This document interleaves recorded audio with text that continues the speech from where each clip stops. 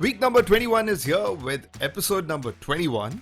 And hello everyone, this is the Deliberate Talks podcast. And here is me, Dakshin Adyanthaya, welcoming you for yet another episode. So today here's another reason to learn something new and with another expert here to upgrade your knowledge. That's because today's conversation with our guest revolves around everything about link building.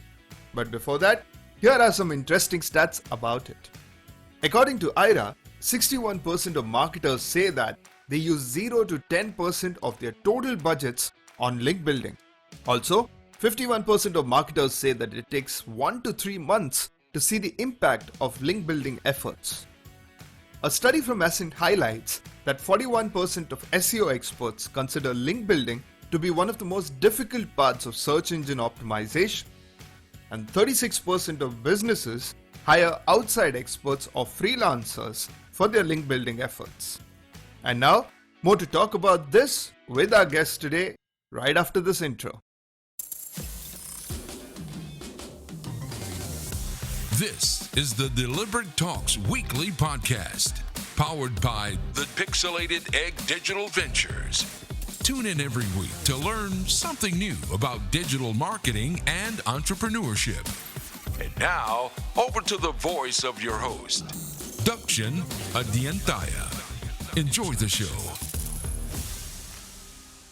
So on today's show, we have the co-founder of Respona, the all-in-one PR and link building tool that combines personalization with productivity.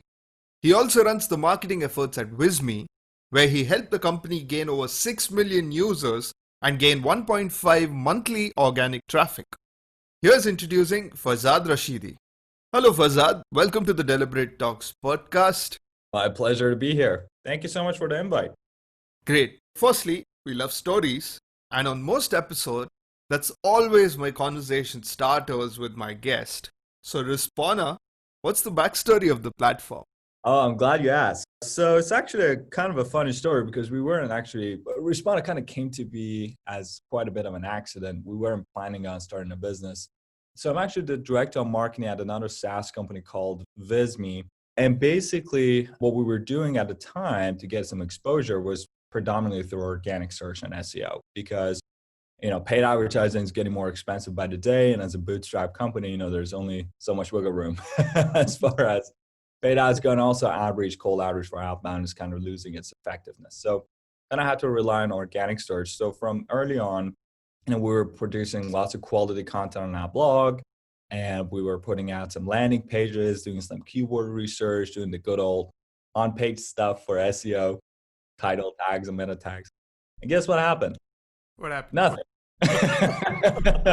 It was absolutely no one coming to our website. It was kind of like, loser kid in school that nobody liked to talk to. That was us. it was like 5 people coming to our website. We were like, okay, well, that's depressing. So we basically started to figure out how Google algorithm works because, what we did was to kind of put ourselves in the shoes of our audience. We're like, okay, if someone's trying to create a presentation now, what do they do? So you go on Google and look up, let's say, presentation tool or presentation software, right? And that's how most people, basically go through their research. Even for B2B products, a lot of people forget that B2Bs are also people. You're still selling to humans, right? So that's what a lot of people do. They just start Googling stuff. And to strategically position ourselves in places that when people are searching relevant keywords would be able to find us, that was really the key. But the issue here is that, let's say, for example, if you go on Google and look up, let's say, presentation software, there's like hundreds of millions of web pages that contain that keyword. And you might say, okay, out of those hundreds of millions, let's say a small percentage actually have quality content and have a good website. But still that trims it down to, let's say, 5 million, 10 million websites, right? But 99.9% of the clicks actually go through the first page in Google. Right. So what we're first trying to figure to kind of crack the code was how does Google actually rank these 5 or 10 million quality websites that have all the on-page SEO metrics done? And that kind of led us to understanding the concept of link building, which was basically Google works in a way that's kind of similar to Mean Girls popularity contest, right? So the more relevant authoritative sites in your space link back to you, that basically is kind of a vote of popularity. Right. And that helps you kind of be known as an authoritative figure or domain in that space that you're in particular. So basically, we have to go out there and start building some relationships and kind of incentivize folks to link back to our site using a variety of different strategies. But long story short, we tried out pretty much every single tool that was out there because this was our core marketing initiative pretty much. And basically, but the process was pretty much manual because none of the tools out there were matching our process. They were either kind of like spamming, mass sent tools like, hi, first name, I'm a big fan of Name Up Blog, right? And I'm sure you might have seen some. So what we did instead was to basically start putting together the process that we had manually, just put it in a software so we could do it 10x faster. For about a year or so, that was kind of our secret sauce. It's our secret weapon as far as link building goes. And we were like, hey, this is working really well. Kind of 10x that productivity, cut about 80% of my average cost. And we're like, then we got something here. So that's why we decided to roll it out as a standalone product. And that's kind of how Respona came to be. Very cool. Now that's an interesting story to tell. Now let's come straight to our subject matter today, which is link building. And to simplify this for us, tell me, Farzad, why is link building so important for individuals and businesses when it comes to SEO? Absolutely. No, that's a great question. So, the problem is that there are, just like anything, just if you look back, let's say 5-10 years ago, paid advertising was so cheap. It made so much sense that everybody started doing it. And when everyone starts doing something, then it becomes competitive, right? Now they use a bidding system for paid ads to basically make it more expensive. So it's kind of a natural selection process where more expensive, more lucrative products are profitable. But for most folks, it started to kind of lose this ROI.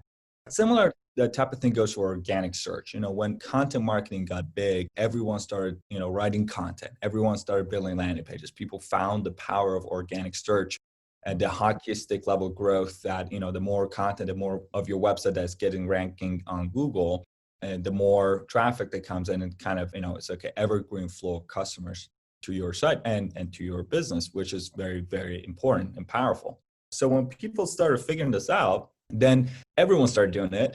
And guess what happens when everyone starts doing something? It becomes very competitive, it becomes very challenging. So Google, as a search engine, when you put yourself in their shoes, they're going to have some sort of metric that allows them to realistically rank websites. So how does it understand? So there's two parts into SEO, which, it's important to kind of answer your question. Is on-page SEO and off-page SEO, which are two important concepts to know. And very basically speaking, on-page SEO is just making a good site, right? It's optimized, it loads fast, is responsive on mobile, tablet, and you have quality content, and so there's less bounce rate. It's just making your site good. And that's pretty much it as far as, and this is easy stuff because it's something that's under your control, right? You can make a good website. That's completely under your control. But the other factor is that when everyone starts making good sites, like most brands do now, you gotta have to have another metric that's not so easy to get that allows you to kind of have a basic battleground so that you can kind of rank websites based off of. And that's where link building comes in, which is just pretty much kind of an indicator of your authority in the space that you're in. And how do people understand authority is how other folks are talking about them. If other people in your industry are talking about you or referencing you and kind of linking to your site, that what we call transferring authority to your website. And that kind of makes your website known as an authoritative figure. Like when other folks in the presentation and design are referencing Visme over and over again, that's a signal to Google that, hey, if Visme publishes design-related articles or presentation-related articles, that is much more valuable than when let's say a cooking blog starts producing content about presentations, because we have much more topical relevancy. So that basically opens doors to link building. And now it's your job as a site owner to start and build these relationships with other folks that are producing content in your space to incentivize these folks to link back to you. Now that makes it much more likely for you and for your website to be able to rank for your target keywords. Mm-hmm. Right. And there's also a process of natural and unnatural process of backlinking and link building. Let's simplify that. Sure. Well, I mean, people define it in different ways as far as natural and unnatural process of backlinking. So there's two ways we could define this: natural and unnatural. Unnatural, to me, at least personally, that means that it's not folks just organically linking to your site. You have to get out there and promote yourself and get backlinks very much. And that's really the distinction here, is that natural link building comes over time. It's something that, for example, Visme, now we're at a point that folks just naturally mention us and link back to us, right? If you look up, if you're writing content about, let's say, best presentation tools, it's hard to miss Visme. We're up there. No, humble bragging. But basically what I'm trying to say is that, over time, when you have some sort of authority in the space, then it becomes easier for you to get links because people naturally link back to you, versus unnatural link building, where it's the process that you do outreach, you make those relationships, you make the intros, and basically incentivize those folks. Now, another way you define it is white hat and black hat, which the important thing is basically there are some websites like Fiverr, you can go and buy, let's say, 1 million backlinks for $1, right? And the important thing to stay away from those, because there is something called PBNs, or private blogger networks, and folks that try to kind of cheat the system and cheat the Google's algorithm by selling links on their site and kind of advertising them as just normal do follow links. Anyways, I'm not trying to get too technical here, but the important thing is that stay away from black hat stuff. If someone's giving you something that is too easy to get, be a little suspicious, because most relevant authoritative websites, they don't sell you their links. They basically care about the quality of content. So you gotta have to build relationships with them, and over time you'll be able to get those links from them. And so that's another way you might want to define this. I'm not sure whether that was the intention here, but I thought that I should point that out. No, absolutely. In fact, it's always a temptation, right? Anything that costs less and is a shortcut is usually a temptation for many, without them weighing the consequences. Right then, just extending our learning curve today, tell me about the inbound links, outbound links, and interlinks. Let's try and emphasize more on that. Yes, absolutely. But yeah, so just to kind of answer your questions, I mean, these are definitions: inbound links, outbound, and I mentioned interlinks. So inbound links is just links that you get from other websites. So, and that's really what helps you kind of have that sort of authoritative figure as far as SEO goes, which, when you get other folks to link back to you, that link is considered an inbound link. Now, if I link to someone else because I have a website, I reference other people, that's called an outbound link. So these are outgoing links from your website to other websites. And there are two kinds that people would need to know: inbound and outbound links. Whatever links that there are, and it's no follow and do follow. There's also some other types of links that Google's recently come up with, like sponsored links, etc. But really the two main ones that folks need to know are no follow and do follow, which is an important thing. When Google rolled out the algorithm that kind of the PageRank algorithm, where basically links became very important, which was years ago, then people started, spamming just like they normally would. Like they go on Facebook and start sharing the same post, so they get a link from Facebook. Or they go on other people's blogs and they include a link in the comment section, right, to their own website. So that way they'll get some user-generated content that is still a link to your site. The Google came up with this little type of link called no follow, which means that this does not pass PageRank or the past link equity really to the other side. If for example, any links from social media links, right? These are all no follow links, so it has no SEO value. Most major news websites also have no follow links. And do follow is the opposite of that, right? So if I have a do follow link, that means I'm vouching for that website. That means that I'm passing authority to that website. So those are really the ones that you want to focus on. Now, John Moo is actually a Google webmaster. He actually mentioned that apparently Google has started to also look at no follow links, like from news sites and such.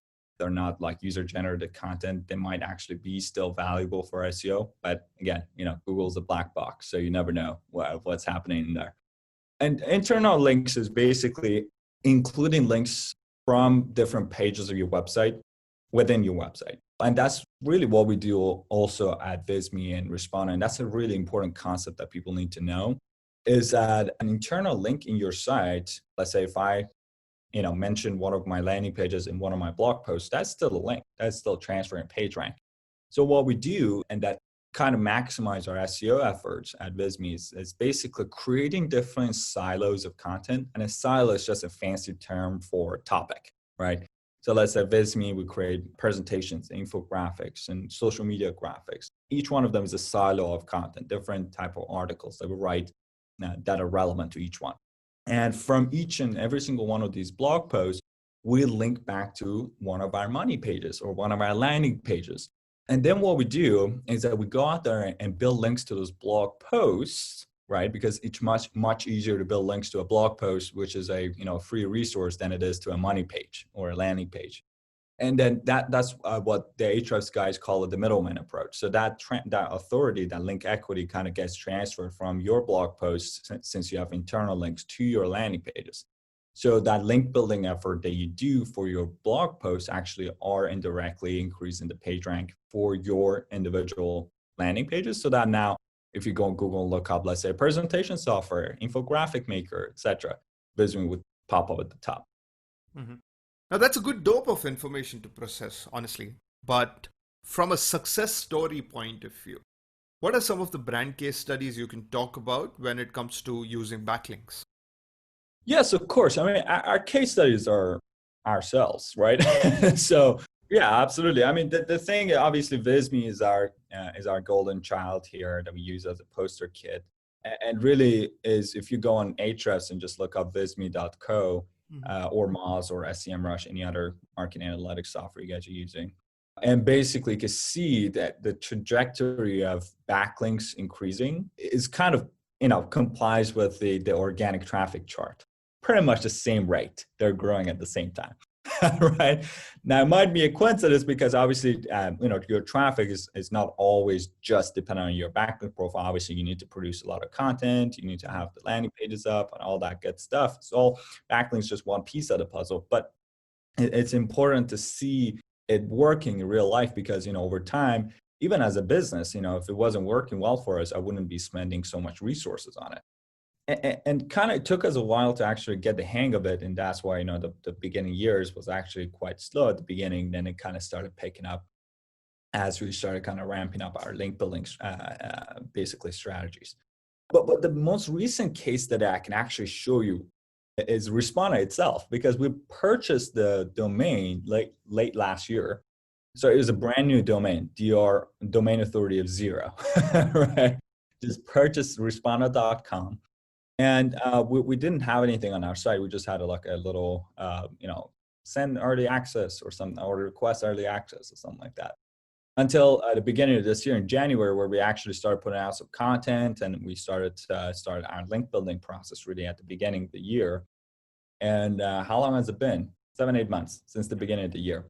And basically within that, so we are right now we are a DR of 65 on Ahrefs. Which is pretty good in from 0 to 65 in about 8 months.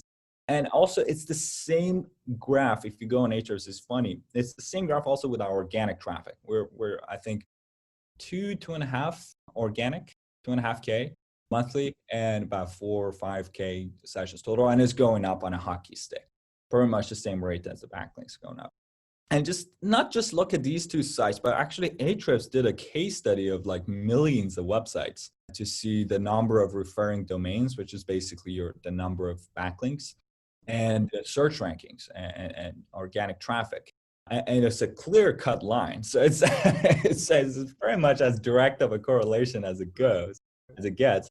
So obviously, I don't think anybody out there would say link building is not important. Any SEO person, anybody knows anything about SEO. But as far as case studies go, that's ourselves. That's us. This is Respana and Visme. If I start another business tomorrow, I will still do the same thing as I did for these two. Right. And there's no bigger success story than your own, right? You can take brands to the next level with your services, but if you aren't working on this model for your own brand, then what's the whole point? You technically are a success story of your own service. So that's great stuff. Also extending a part of your service. You support brands with email marketing, influencer marketing, and PR. Tell me, how can PR play its part to boost off-page SEO? Is there any valuable correlation between them? Ooh, I'm glad you asked this actually. Get ready for another long speech. All right, cool beans. So basically, just to kind of put it, but brand is becoming very important in SEO. So it's not all about just backlinks, but it's also about your brand recognition, variety of different ways. Obviously, nobody can tell how exactly Google works, but from the trends that we've seen, when people start looking up your brand name, let's say Visme or Respana, Google, that's also an indicator that you're a popular brand. And that in and out of itself would be beneficial for your SEO to get the rest of your content out. So let's say if people, like hundreds of thousands of people that are looking up Visme in Google now, we put out an article that's probably more valuable than another brand that nobody had ever heard of, right? So that's one, brand recognition. And another thing is also when people have heard about Visme, like let's take Visme and Respona as an example. It's much easier for our outreach team to build links to Visme than it is to Respona, right? Even though they're both owned by us, we are the same people. People just feel more comfortable linking to Visme because it's just a much more recognized brand, right? If you get an email tomorrow from Visme or you get an email from SEMrush, you're going to respond, right? Because you've heard them here and there. People are talking about it. Versus Respona, nobody heard of because it's such a new thing. It's been in the market for a few months. Hopefully that's going to be changed in the following months, but I'm just speaking realistic. So as far as PR goes, that's just to get your brand name out there, and not just out there for everyone, for your target audience. So getting on podcasts like what I'm doing right now, right? You're talking, educating audience about it, in a niche audience. I'm not going to go on a cooking podcast, right? I'm talking to an entrepreneurship, startups, and SEO podcast. Mm-hmm. Basically, getting yourself mentioned on some major news channels. Like one of our Respona customers, the first week they got started with Respona, they got featured on TechCrunch. And not because of us, obviously, it's their creativity of pitching and a little bit of luck, but basically that they got mentioned on Forbes, on Wall Street Journal, all the other major news publications. So that, even though most of those links are actually no follow links, so obviously on surface, it wouldn't have much value for SEO directly, but it's just raising brand awareness, right? For example, like Coca-Cola, when you see TV on advertisements, they don't just say, okay, you can buy 2 for 1, right? Call now. No, it's just a picture of a lady laying by the beach and drinking Coke. That's just for brand awareness. It's just, next time you see it somewhere else, then you recognize that brand. So it's the same type of play with PR. It's just top of mind awareness, pretty much.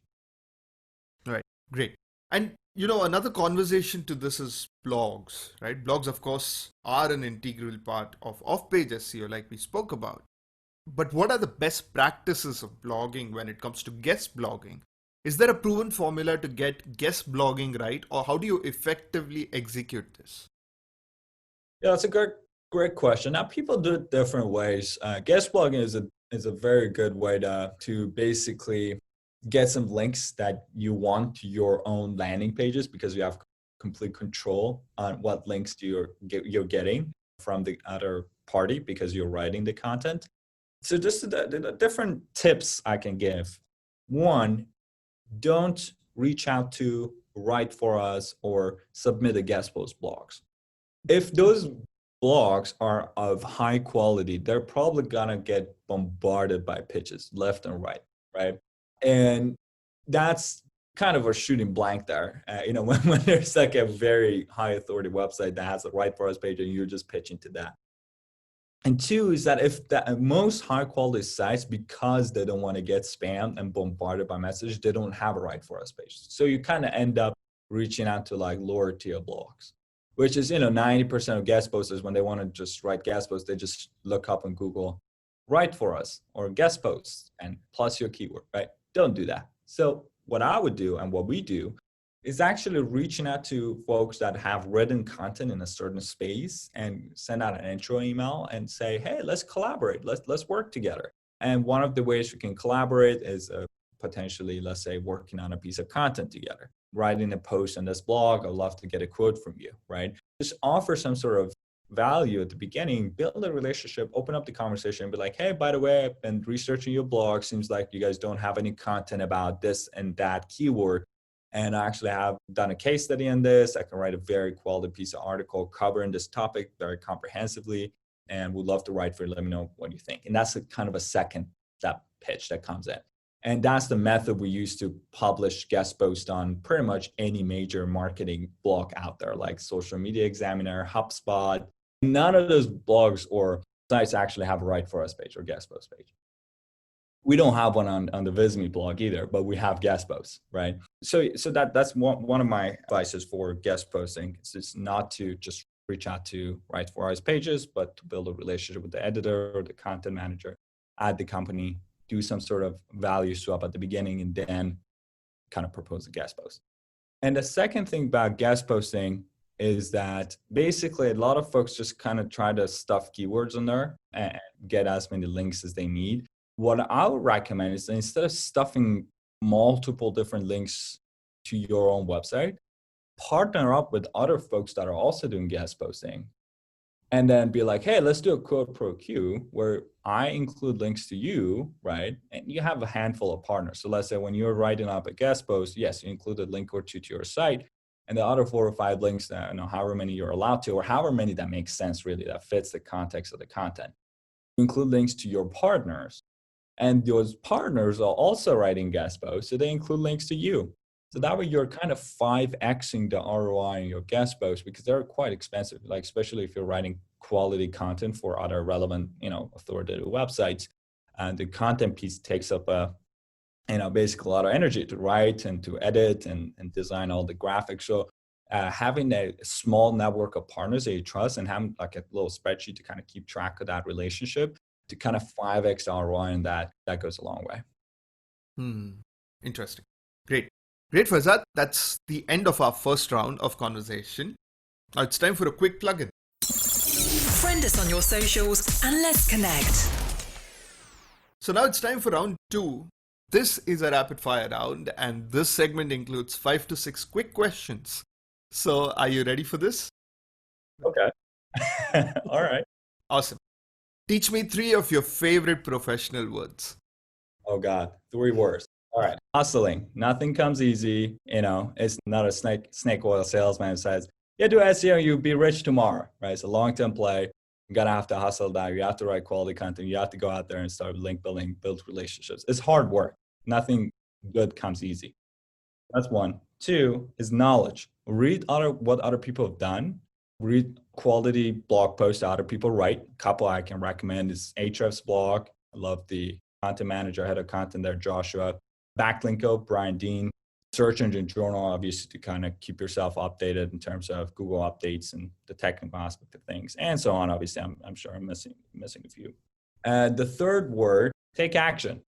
Doesn't matter how much knowledge you have, it's worthless unless you actually put it in action. Lots of folks I've seen, people that are just reading blog posts all day, watching videos, listening to podcasts. I'm sure some of the folks listening at home are also doing the same thing.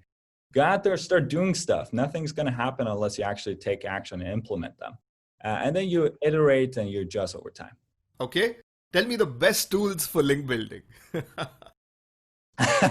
Okay, well, you don't give me time to think. So I'm going to say Respona first, of course, because we built it. But all jokes aside, obviously, as far as link building goes, Ahrefs is my favorite tool as far as finding link opportunities and kind of SEO analytics in general. I like Ahrefs a lot. But honestly, SEMrush, Moz, they're all great software, do very similar things. So whichever one you guys are using. My personal one that I use is Ahrefs.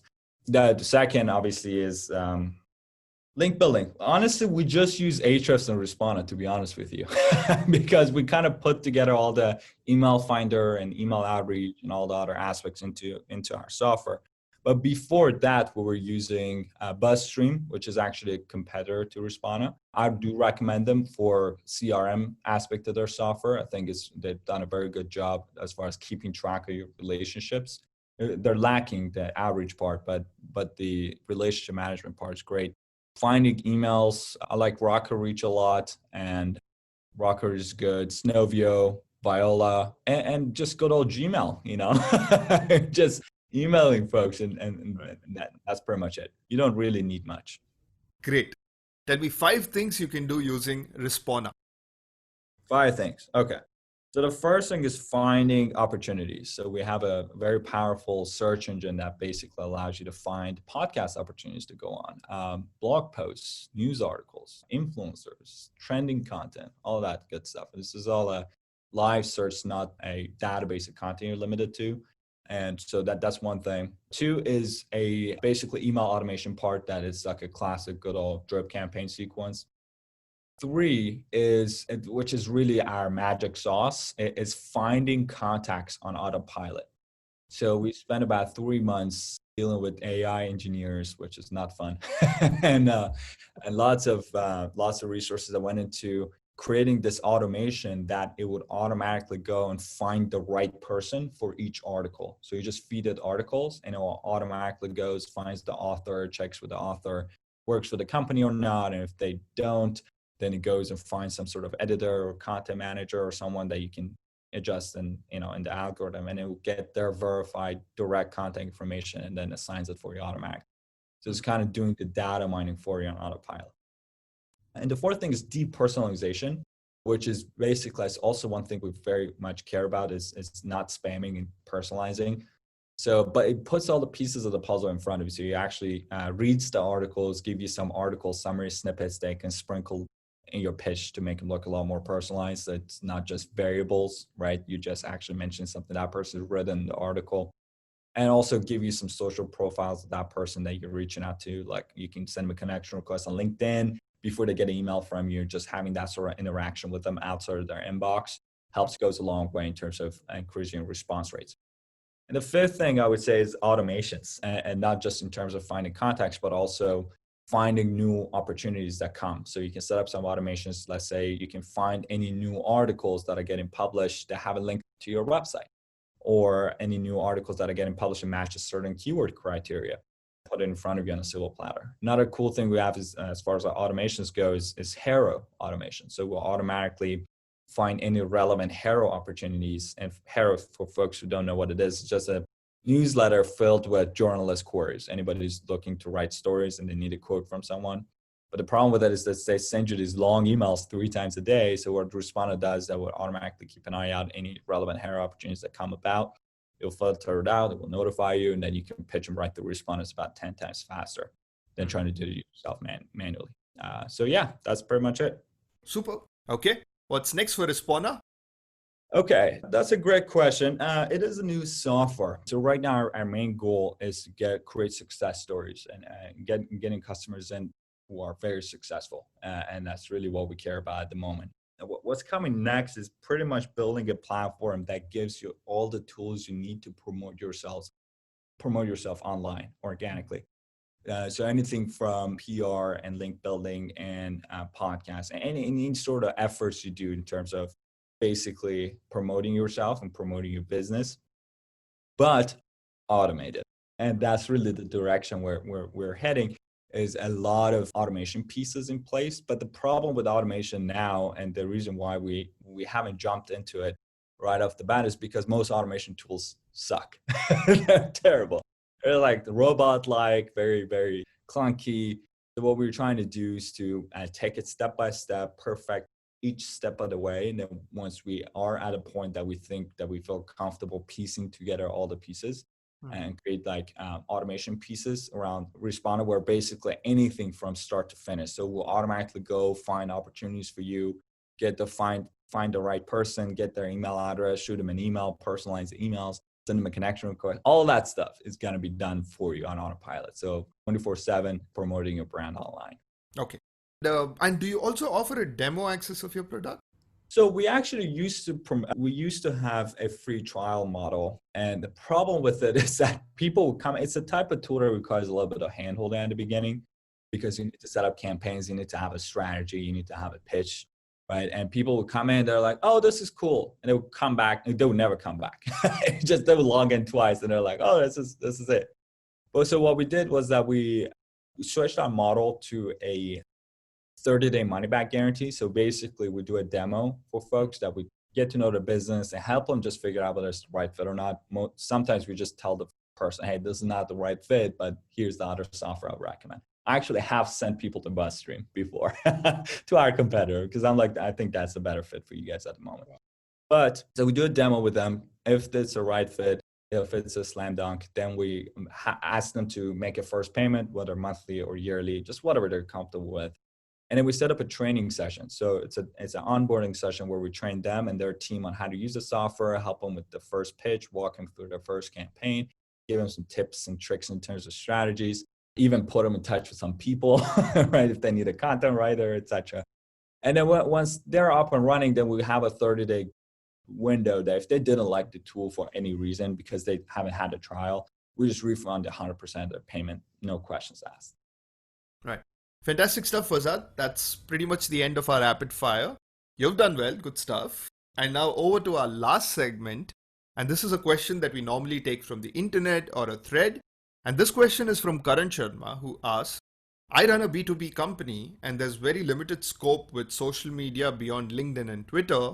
Can you suggest me something where I can invest my efforts when it comes to content, SEO, and digital PR? Absolutely. That's a great question. I kind of hinted at this at the beginning, is that a lot of Respona is a B2B product, right? We only exclusively sell to businesses. Visme has a large B2C side. But the thing about B2B companies is that you're still selling to people. And I can't believe the number of people who don't take that into consideration when it comes to their marketing. You're still selling to individuals, regardless of whether you're a B2B product or not. That's the reason why you need to put yourself in places where a company executive, where a person at the marketing team or the sales team or whatever other department it is that you're catering to is looking for solutions that might relate to you and go up the funnel. So basically, for example, if someone's trying to sell a presentation software like Visme, what we do is that how to manage your brand, for example, how to keep your audience attention for longer during your presentation. Very, very top of the funnel keywords, and they nurture them down the funnel. So similar to how you have sales funnels, that you have the consideration stage and the nurturing stage and the bottom of the funnel. Same thing you need to do for your content is that you kind of get people at the top of the funnel, you have some touches with them, basically get them into your newsletter and nurture them down the funnel and the email funnel that you have set up, and then potentially demo with them so they're at the very bottom of the funnel. So similar type of thing you need to do for your content strategy as well. Right, nice. Fantastic stuff, Farzad. That concludes our conversation today. And I got to say, you got a great energy and a vibe and a personality that makes such a serious and technical content sound so interesting and fun. Thank you so much for taking out time for the Deliberate Talks podcast. I hope you had a good time. Absolutely. It was a lot of fun. Thank you so much for the invite. It was a pleasure to be here. Thank you.